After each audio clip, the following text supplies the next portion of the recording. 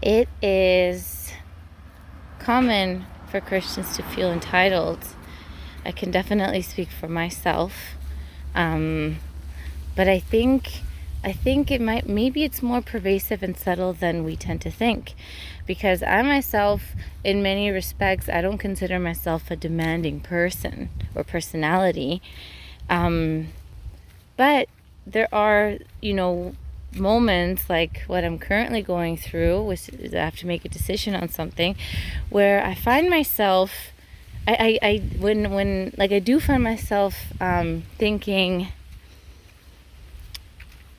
almost like there's a belief that that God, when God is with you, he's gonna make the path clear. And yes, that is biblical. When we submit to him, he does make our path straight, but that doesn't mean that it's gonna be easy and that it's not gonna have some sort of stress that it puts on us.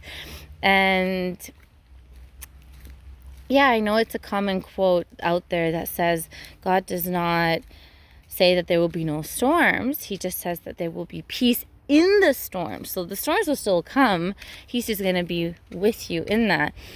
And for me, that tends to be like in the direction of, okay, God, help me make this decision. And decision making has been, for many years, it was a difficult thing for me. It's still challenging. But by faith, I have to have faith in God's operative power, his operative word, that I'm the head and not the tail. And that if I, claim that eventually it's gonna make some headway. But, so that's why I don't want to just say that I'm like that and that there's no change. I also want to speak out of faith. But anyway, I'm going on a tangent here. So, back to the point, decisions are not always easy to make. And so I found myself in this situation now and have been asking God to speak on this matter for over a month. And maybe he is speaking, and maybe it's not really what I want. That is definitely a possibility. But regardless, I am feeling like almost, not crushed. That is something I have noticed. I'm not crushed. I'm not like overwhelmed by the lack of stance. But I am feeling this tension, like, okay, I gotta make a decision, and like, how much longer am I gonna go around in these circles, not feeling like that I'm gonna stand on something. And in those moments, I notice that there is a certain belief that I hold in my little head that is that if God is with me, then like it's almost like not right that I would be going, that I would have this tension.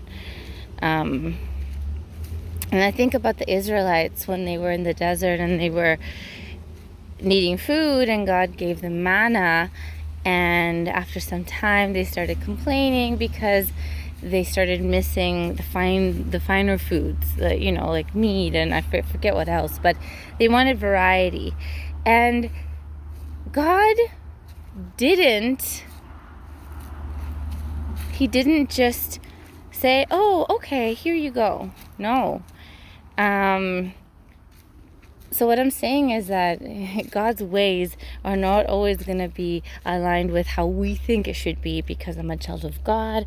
He's going to be blessing me, and what being blessed means is that I can get access to the finer things in life, like physical things, and if I don't have access to it, then something's wrong.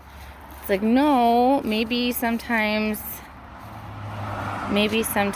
God, His ways are different, right? And by us, like, we're walking a Christian life, we're not going to be void of having struggles, but maybe God is using it to grow you in some way, and to teach you something, to teach you how to problem solve, to teach you to do your best to try and see what is God saying to me. And I don't know if it's clear, but I'm just going to go with this. And then you see that things work out, and then you might be like, oh, I guess there was an element of that hunch that I had that was accurate. And what was it about that was accurate? And that can also help teach you how to discern God's voice. So, and of course, you might run the risk of not hearing God's voice and going in a different direction, which is so scary. Especially, like, I feel like time is ticking for me in a way. I mean, people around me make me think that because I'm 35, I don't have an established career. I mean, established in the sense where I've really, made a name for myself in it and really harnessed the skills. No, I'm just getting started in mine.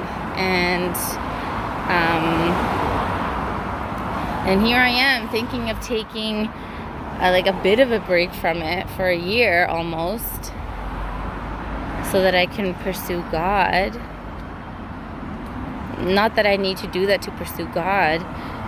Not that you need to take a break from your responsibilities to pursue God, but to pursue Him in a deeper way, I mean. And there's way more other details associated with this that I'm not really sharing. But not that I mind sharing, but it's not really pertinent to this topic right now. But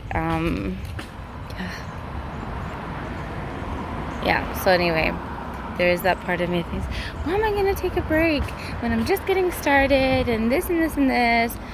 And sometimes it just feels like it's so confusing. It's like, what are you trying to say, God? Because sometimes I have the sense that whichever way I look at it, whichever decision I look at, something about it makes sense. And so, I guess, what I was going to say, and I went on a tangent, and even if I was to make the decision that maybe it's not that it's a wrong or right decision, but one is, it serves my purpose more. So what if I end up picking the one that doesn't serve it more? Then of course one can freak out and I lost time again, time is ticking, all this kind of stuff. But the Bible also says that God redeems, and whatever plans or actions that He has will not be stopped, because whoever fights against it is fighting against God. Whatever God has ordained shall surely come to pass. He who has started a good work in you will surely have it come to pass. So what I'm saying with that is that even if you make the wrong decision, or like the less aligned decision, that God can still maneuver you back. He can still bring you back. And I mean, His purposes are established, and if you're seeking to do His purposes, then you can trust that He's gonna make it. He's gonna care more about making that happen than you do. So I guess in the end, no fret. Don't fret.